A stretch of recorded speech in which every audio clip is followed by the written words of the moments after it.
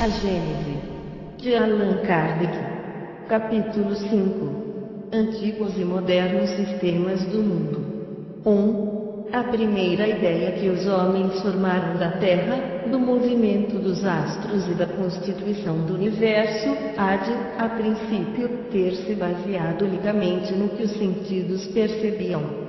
Ignorando as mais elementares leis da física e as forças da natureza, não dispondo senão da vista como meio de observação, apenas pelas aparências podiam eles julgar.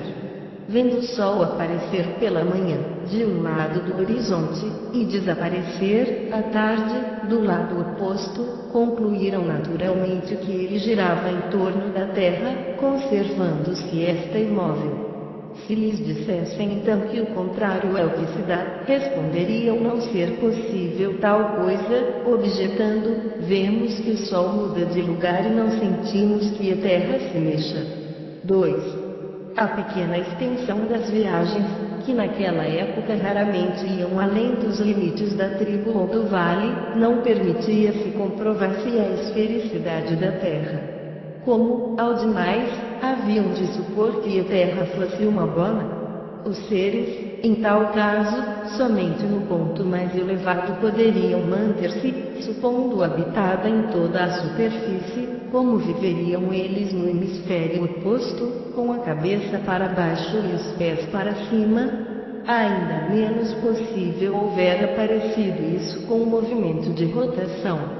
Quando, mesmo aos nossos dias, em que se conhece a lei de gravitação, se vê em pessoas relativamente esclarecidas não perceberem esse fenômeno, como nos surpreendermos de que homens das primeiras idades não o tenham, sequer, suspeitado? Para eles, pois, a Terra era uma superfície plana e circular, qual uma mó de moinho, estendendo-se a perder de vista na direção horizontal. Daí a expressão ainda em uso, ir ao fim do mundo. Desconheciam-lhe os limites, a espessura, o interior, a face inferior, o que lhe ficava por baixo. 1. Início da nota da editora. 1. A mitologia hindu ensinava que, ao entardecer, o astro do dia se despojava de sua luz e atravessava o céu durante a noite com uma face obscura. A mitologia grega figurava puxado por 4 cavalos o carro de Apolo. Anaximandro, de Mileto, sustentava, ao que refere Plutarco, que o sol era um carro cheio de fogo muito vivo, que se escapava por uma abertura circular. Epicuro, segundo uns, teria emitido a opinião de que o sol se acendia pela manhã e se apagava à noite nas águas do oceano. Segundo outros, ele considerava esse astro uma pedra polis aquecida até a incandescência. Anaxágoras o tomava por um ferro esbraseado, do tamanho do Peloponeso. Coisa singular, os antigos eram tão invencivelmente induzidos a considerar real a grandeza aparente desse astro, que perseguiram o filósofo temerário por haver atribuído aquele volume ao facho do dia, fazendo-se necessária toda a autoridade de Péricles para salvá-lo de uma condenação à morte para que essa pena fosse comutada na de exílio. Flammarion, Estudos e Leituras sobre Astronomia. Página 6. Diante de tais ideias, emitidas no quinto século antes do Cristo, ao tempo da maior prosperidade da Grécia, não devem causar espanto aquelas que os homens das primeiras idades faziam sobre o sistema do mundo. Fim da nota da editora. 3. Por se mostrar sob forma côncava, o céu, na crença vulgar, era tido como uma abóbada real, cujos bordos inferiores repousavam na terra e lhe marcavam os confins, vasta cúpula cuja capacidade o ar enchia completamente. Sem nenhuma noção do espaço infinito, incapazes mesmo de o conceberem, imaginavam os homens que essa abóbada era constituída de matéria sólida, donde a denominação de firmamento que lhe foi dada e que sobreviveu à crença, significando firme, resistente, do latim firmamento, derivado de firmus e do grego herma, hermatos, firme, sustentáculo, suporte, ponto de apoio. 4. As estrelas, de cuja natureza não podiam suspeitar, eram simplesmente pontos luminosos, de volumes diversos, engastados na abóbada, como lâmpadas suspensas, dispostas sobre uma única superfície, por conseguinte, todas à mesma distância da Terra, tal como as que se veem no interior de certas cúpulas, pintadas de azul, figurando a do céu. Se bem hoje sejam outras as ideias, o uso das expressões antigas se conservou. Ainda se diz, por comparação, a abóbada estrelada, sob a cúpula do céu. 5. Igualmente desconhecida era então a formação das nuvens pela evaporação das águas da terra. A ninguém podia acudir a ideia de que a chuva, que cai do céu, tivesse origem na terra, donde ninguém havia subir. Daí a crença na existência de águas superiores e de águas inferiores, de fontes celestes e de fontes terrestres, de reservatórios colocados nas altas regiões, suposição que concordava perfeitamente com a ideia de uma abóbada sólida, capaz de sustentar as águas superiores, escapando-se pelas frestas da abóbada, caíam em chuva e, conforme fossem mais ou menos largas as frestas, a chuva era branda, torrencial e diluviana. 6.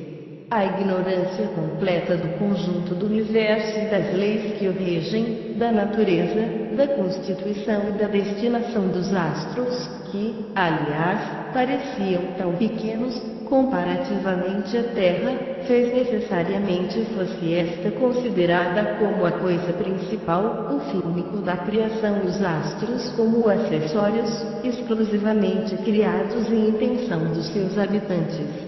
Esse preconceito se perpetuou até aos nossos dias, apesar das descobertas da ciência, que mudaram, para o homem, o aspecto do mundo. Quanta gente ainda acredita que as estrelas são ornamentos do céu, destinados a recriar a vista dos habitantes da Terra. 7. Não tardou, porém, se apercebessem do movimento aparente das estrelas, que se deslocam em massa do Oriente para o Ocidente, despontando ao anoitecer e ocultando-se pela manhã, e conservando suas respectivas posições.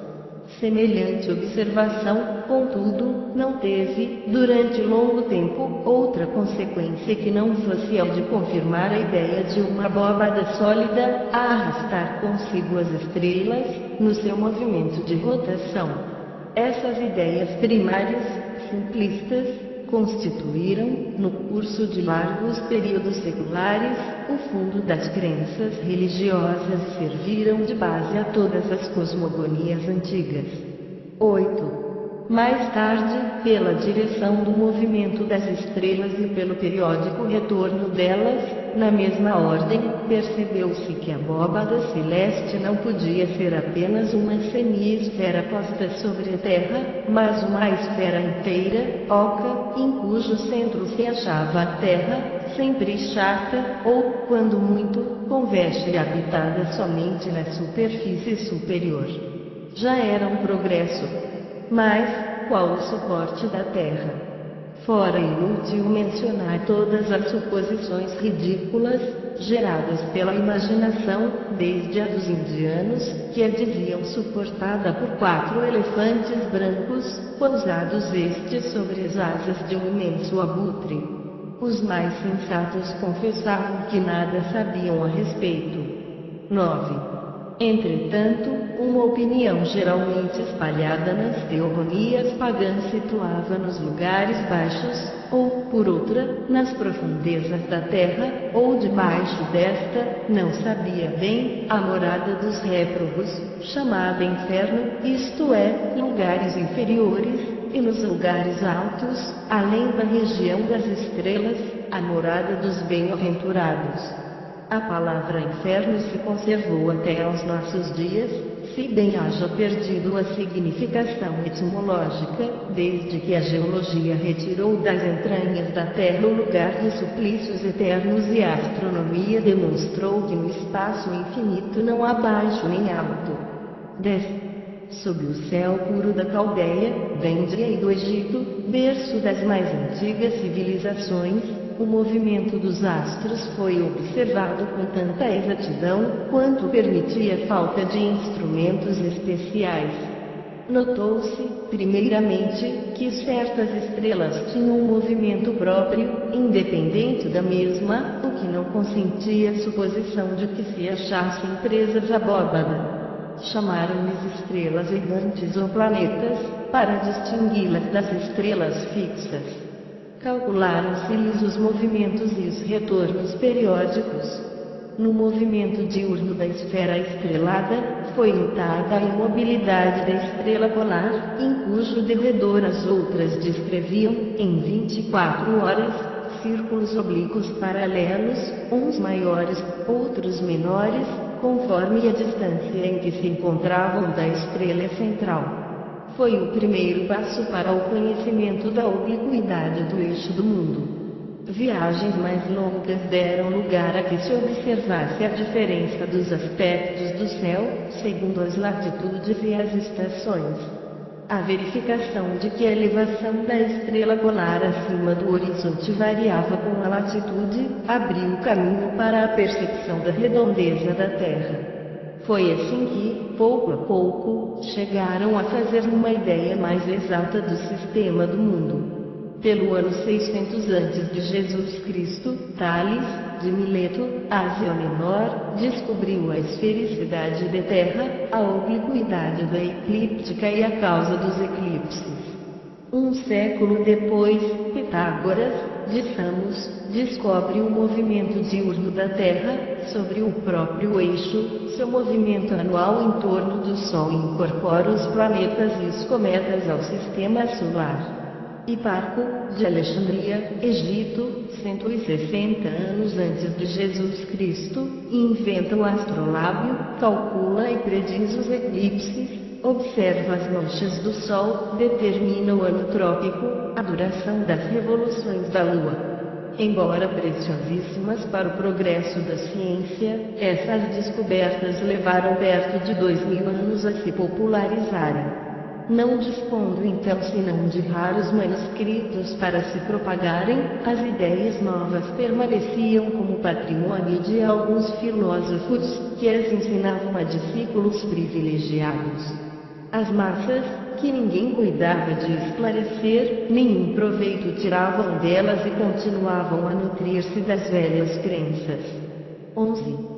Cerca do ano 140 da era cristã, Ptolomeu, um dos homens mais ilustres da escola de Alexandria, combinando suas próprias ideias com as crenças vulgares e com algumas das mais recentes descobertas astronômicas, compôs um sistema que se pode qualificar de misto, que traz o seu nome que, por perto de 15 séculos, foi o único que o mundo civilizado adotou.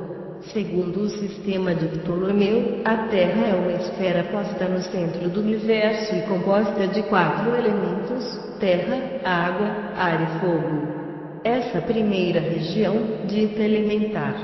A segunda região, dita etérea, compreendia 11 céus, ou esferas concêntricas, a girar em torno da Terra, a saber, o céu da Lua, os de Mercúrio, de Vênus, do Sol, de Marte, de Júpiter, de Saturno, das estrelas fixas, do primeiro cristalino, esfera sólida transparente, do segundo cristalino, finalmente, do primeiro móvel, que dava movimento a todos os céus inferiores e os obrigava a fazer uma revolução em 24 horas. Para além dos 11 céus estava o Empírio, habitação dos bem-aventurados, denominação tirada do grego Piropur, que significa fogo, porque se acreditava que essa região resplandecia de luz, como o fogo. Longo tempo prevaleceu a crença em muitos céus superpostos, cujo número, entretanto, variava.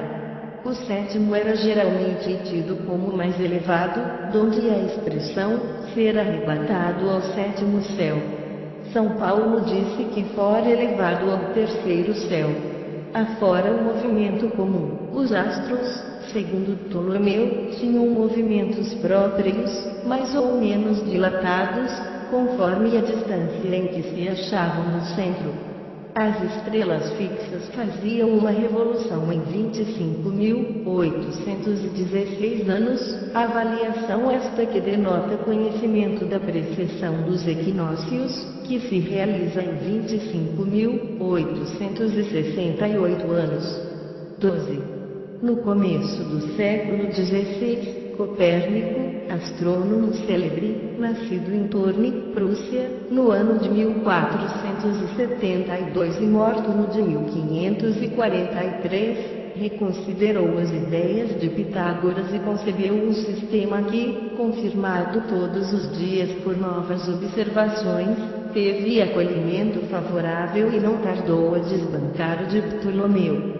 Segundo o sistema de Copérnico, o Sol está no centro e ao seu derredor os astros descrevem órbitas circulares, sendo a Lua um satélite da Terra. Decorrido um século, em 1609, Galileu, natural de Florença, inventa o telescópio. Em 1610, descobre os 4 satélites de Júpiter e calcula as revoluções. Reconhece que os planetas não têm luz própria como as estrelas, mas que são iluminados pelo Sol, que são esferas semelhantes à Terra. Observa-lhes as fases e determina o tempo que duram as rotações deles em torno de seus eixos, oferecendo assim, por provas materiais, sanção definitiva ao sistema de Copérnico. Início da nota da editora. A 16ª edição, de 1973, depois de Galileu, os astrônomos descobriram mais 8, são conhecidos atualmente, portanto, 12 satélites de Júpiter, 4 deles com movimento retrógrado. Fim da nota da editora. Concluiu então a construção dos céus superpostos, reconheceu-se que os planetas são mundos semelhantes à Terra e, sem dúvida, habitados, como esta, que as estrelas são inumeráveis sóis, prováveis centros de outros tantos sistemas planetários, sendo o próprio Sol reconhecido como uma estrela, centro de um turbilhão de planetas que se lhe acham sujeitos.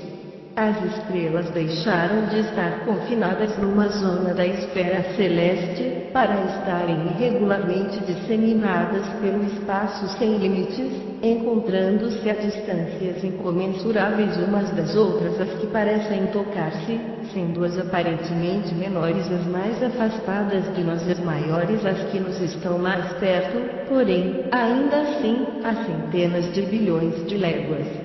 Os grupos que tomaram o nome de constelações mais não são do que agregados aparentes, causados pela distância, suas figuras não passam de efeitos de perspectiva, como as que as luzes espalhadas por uma vasta planície, ou as árvores de uma floresta formam, aos olhos de quem as observa colocado num ponto fixo.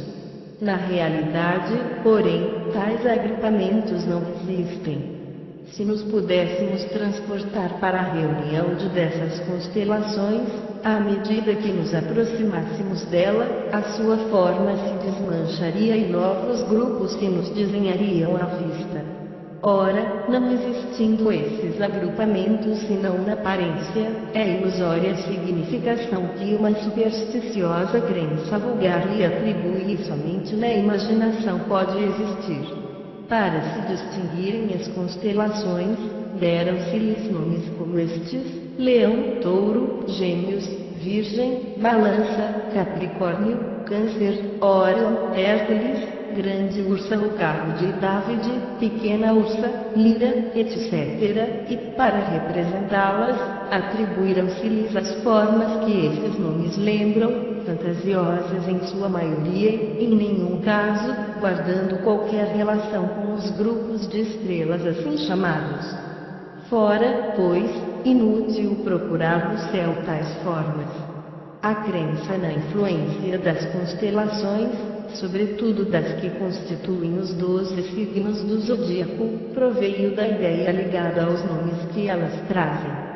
Se é que se chama leão fosse dado o nome de asno ou de ovelha, certamente lhe teriam atribuído outra influência. 13. A partir de Copérnico e Galileu, as velhas cosmogonias deixaram para sempre de subsistir. A astronomia só podia avançar, não recuar. A história diz das lutas que esses homens de gênio tiveram de sustentar contra os preconceitos e, sobretudo, contra o espírito de seita, interessado em manter erros sobre os quais se haviam fundado crenças, supostamente firmadas em bases inabaláveis. Bastou a invenção de um instrumento de óptica para derrocar uma construção de muitos milhares de anos. Nada, é claro, poderia prevalecer contra uma verdade reconhecida como tal. Graças à tipografia, o público, iniciado nas novas ideias, entrou a não se deixar entalar com ilusões e tomou parte na luta. Já não era contra indivíduos que os sustentadores das velhas ideias tinham de combater, mas contra a opinião geral, que esposava a causa da verdade. Quão grande é o universo em face das mesquinhas proporções que nossos pais lhe assinavam. Quanto é sublime a obra de Deus, desde que a vemos realizar-se conformemente às eternas leis da natureza. Mas, também, quanto tempo, que de esforços do gênio, que de devotamentos se fizeram necessários para descerrar os olhos às criaturas e arrancar-lhes, afinal, a venda da ignorância. 14. Estava desde então aberto o caminho em que ilustres e numerosos sábios iam entrar, a fim de completarem a obra encetada. Na Alemanha, Kepler descobre as célebres leis que lhe conservam o nome por meio das quais se reconhece que as órbitas que os planetas descrevem não são circulares, mas elipses, onde cujos focos o Sol ocupa. Newton, na Inglaterra, descobre a lei da gravitação universal. Laplace, na França, cria a mecânica celeste. Finalmente, a astronomia deixa de ser um sistema fundado em conjecturas ou probabilidades e torna-se uma ciência assente nas mais rigorosas bases, as do cálculo e da geometria. Fica assim lançada uma das pedras fundamentais da Gênese, cerca de 3.300 anos depois de Moisés.